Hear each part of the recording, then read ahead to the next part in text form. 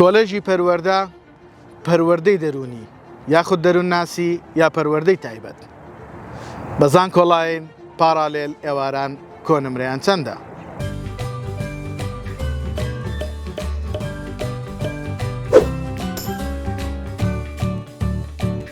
سڵاوتان لێبێ ئەزیزانی من سروود خورشید فەرمانبەر لە سەرۆکاتی زانکۆی پۆلیتەکنیکی هەولێر ئەندامی لێژنەی ڕاوێژکاری بۆ پڕکردنەوەی فۆرمی زانکۆڵین لە تۆماری گشتی لە خزمەتی ئێوەیین بۆ باسکردنی سێ بەش کە ئەتوانین بڵێن هەمان جۆر ئیشیان هەیە کە بەشەکانی پەروەردەی دەرونی و دەروون ناسی و پەروەردەی تایبەتن.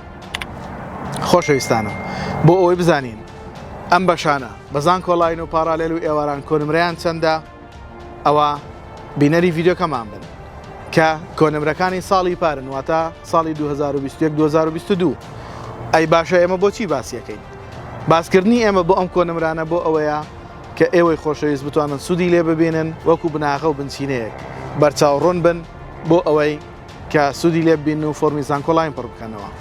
بینەری ڤیددیۆکەمان بن تا زانیاریەکانتان وەربگرن.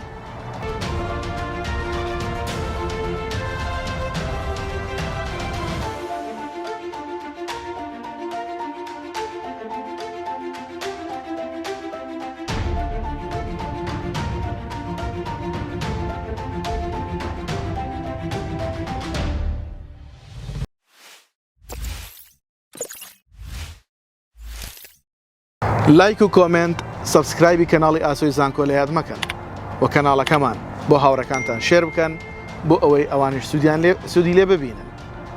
هەروەها بە هەمان ناونانیشان ئێمە لە ئەنستاگرام لە خزمەتی ئێوەیین فۆڵۆمان بکەن پرسیارەکانتان بنێرن لە خزمەتتانین وەڵامتانە دەینەوە بە هیوای سەرکەوتنتان.